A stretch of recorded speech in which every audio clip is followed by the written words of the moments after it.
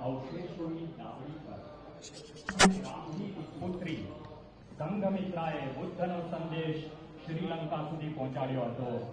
આજે માનનીય મુખ્યમંત્રી શ્રીની આગેવાનીમાં તેનું પુનરાવર્તન થઈ રહ્યું છે.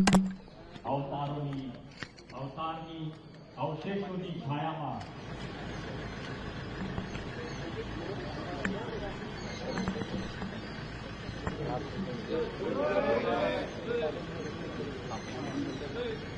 દિવાળી લોકોના નવા વર્ષને આદરણીય પ્રધાનમંત્રી શ્રીની આગેવાનીમાં